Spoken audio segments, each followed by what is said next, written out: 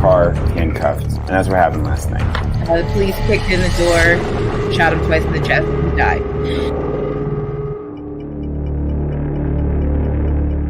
Before you knew it, we had 500 families. We had over 100 volunteers calling us. We were on the phone constantly.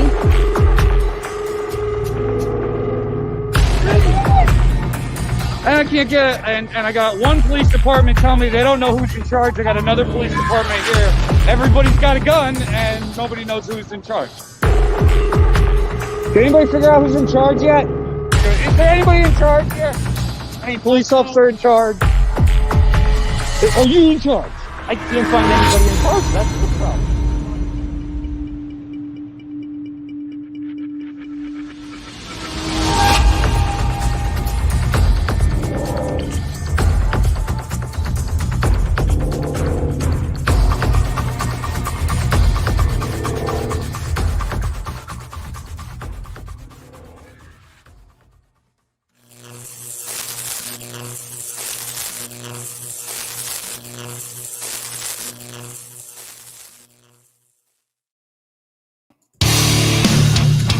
Hello, everybody. Thanks for joining Revolution Radio Special Reports. This is Brian Powers, and I am live from RevRad Studios up in North New Jersey, Maine.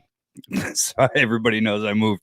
I'm not going to do this. Isn't a regular show, so we're not going to spend a lot of time telling you to donate or anything like that. We're going to get right to bringing in my guest for this special report, Cheri Honkala, out of Philadelphia, is somebody who I've followed for years, and we've run into each other at a couple of things. You work with the Green Party, and I've been kind of bashing the Green Party the last couple of months. I'm sorry, but Cheri is an example. I think it's really fair to say, bring Cheri on, because she's an example of somebody that does material shit. Like, I'm always yelling about lefties, like trying to get into elections and win elections without actually providing any real resources to people.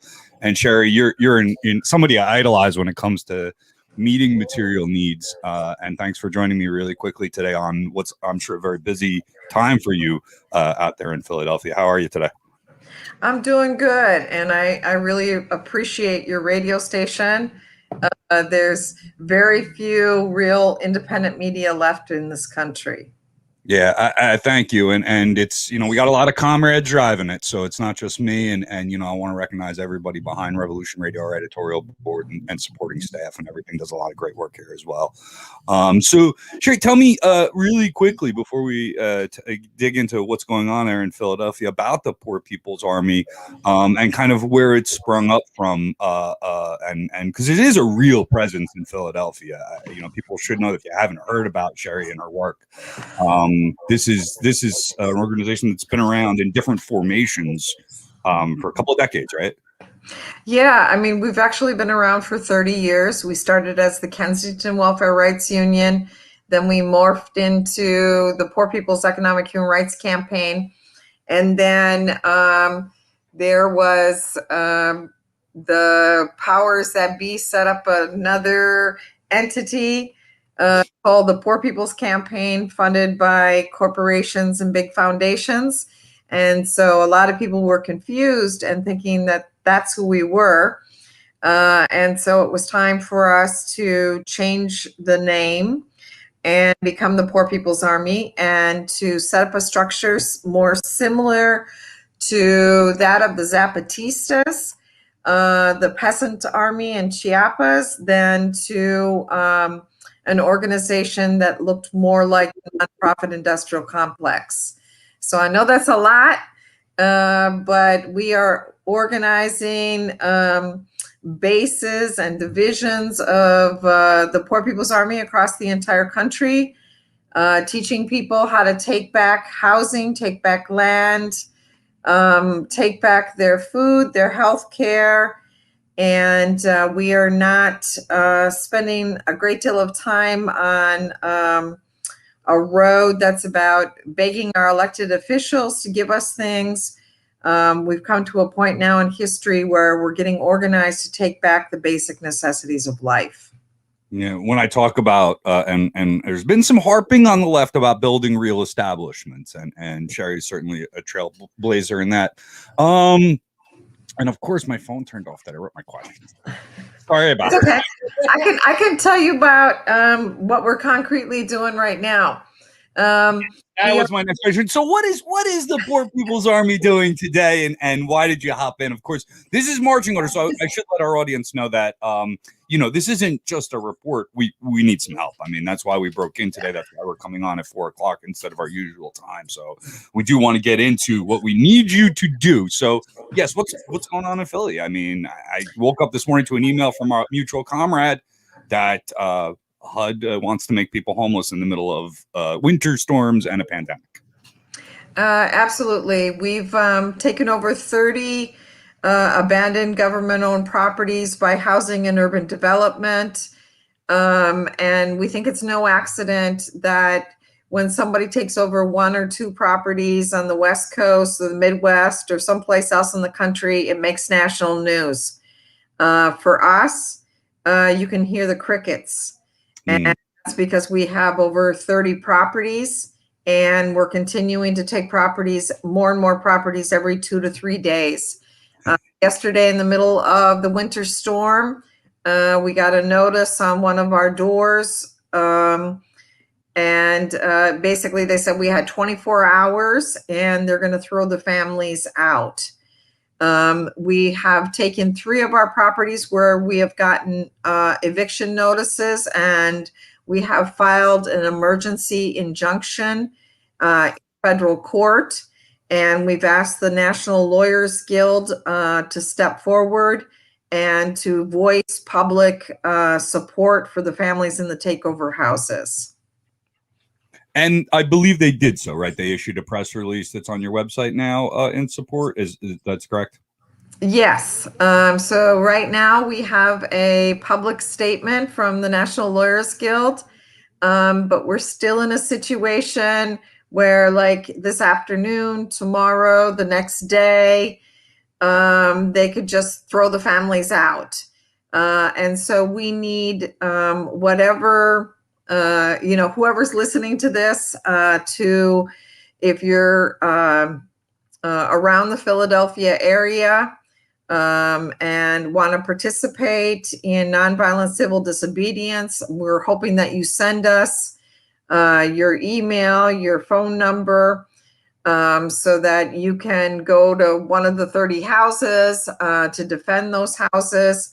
Or if you are a part of the legal community, if you can sign up to participate in defending one of these houses in federal court, or standing there and being a witness to the crime that will take place, because there's a federal moratorium on throwing people out of their houses, I guess, except for when it comes to housing and urban development. So you want people to, so I know that dealing with lawyers, how many lawyers do you have engaged? I mean, are you fighting 30 different things, or are you just engaged in this one kind of legal fight right now? But are you having issues with some of the other properties that are coming down right now? Yes, we have. We have been notified that the feds, the sheriff's department, and the East Detectives Unit are holding daily meetings about us. And so, of course, part of the plan is to isolate us from the entire country and make sure that there's no media. Lots of interesting things are happening today. I normally have my email on my phone. Somebody signed me out of my email. Just those lovely things that are taking place. And then, doing things like putting a notice up on a door in the middle of a snowstorm, knowing that it's difficult for people to get around. So I think that part of the plan is to frustrate us, to have us become demoralized, and that sure in hell ain't gonna happen, because we know that the way to end homelessness. We're just getting warmed up. We just some of the countries just running out of today. So, like you said, they've been trying to bury you Let me ask. Can I ask? You said the government owns the property. Does the state or the federal government own this? The federal government owns these properties. So the benevolent Joe Biden is in charge of this. The Joe Biden is. Sleepy Joe. Has there? I know, like you said, like you're building institutions and trying to do this through. It's militant as hell. What you're doing. This is some of the most militant work I think really that's going on out there, and God bless you for it. And we're here to support you in whatever we can. But you have to interact at some point. I mean, the government's going to come in and force an interaction, right? So. And got decades of experience. Do you have any momentum with any officials or any government agency at all right now, or are they just purely the enemy? Well, I mean, I don't think anybody is just purely the enemy. People have an ability to change at any given moment, no matter, even if they're part of the government or whatever other section of the nonprofit industrial complex. I mean, the fact is that there'll be no more negotiating whether or not people have a way to stay safe during the pandemic and whether or not women and children freeze to death, at least in Kensington and in Philadelphia. People are homeless and there's an abandoned house. We're taking it. We're moving families in. We don't need another study. We don't need more and more of these nonprofit agencies, paying 2.3 staff people here, another 30 social workers there. And especially doing it at a time when we're seeing luxury units being, built within days. And where we're seeing, land trust and housing trust and being turned into land grabs instead of being what they're supposed to be for, which is the development of affordable housing. We're done with all of that. In Philadelphia, Elsa Noterman and a bunch of cartographers did research, and they found out for every homeless individual in Philadelphia, there's 10 abandoned properties. Jesus. So we're done. People are not just gonna adjust to a lower standard of living and go someplace and die. We're making a decision to keep people alive, and similar to the Underground Railroad, we're building a new Underground Railroad, and we're asking people to step forward, make a moral decision, break these unjust laws in order to keep people alive. We think it should be criminal to throw women and children and men out onto the streets during a pandemic and in a winter storm. I don't want to give too much away about any of the people that you work with, because I think the priority is keeping them safe, right? But can you give me an idea about, maybe one of these family stories and how they, where they came from and how they wound up in one of these homes? Yeah, we've really had to be super underground because the state and the federal government is just absolutely vicious with their threats, with trying to destroy people's characters, cutting off benefits, just some really crazy stuff. So, probably the youngest we have in one of these houses, she's about 6 or 7 months old. We have grandmothers. We have somebody that lost their house in a fire, and the city put them up for 2 weeks in a hotel at the beginning of the pandemic, and then said, okay, you've used up your time now in the hotel, so leave with your children. And so she contacted us because she knew that there was nobody else that was going to help her. And we moved them into an abandoned house. We have a woman We actually have several people that have both mostly physical disabilities that, there's no help for them either. It doesn't matter if you're in a wheelchair. It doesn't matter what your situation is. There's literally no place to go. Unless you want to be warehoused on top of each other and risk getting sick for a temporary period of time that serves the needs of the city's public relations, and then you're back out on the street. Well, so I have a comrade of mine that works with you, and he wouldn't even tell me like who he was working with. All I knew for about a year was that he was working in houses in Philly, and he kind of told me like what was going on, and I said, "Well, how do you find the people?" And he said, "I get a message from God." That's what he would say.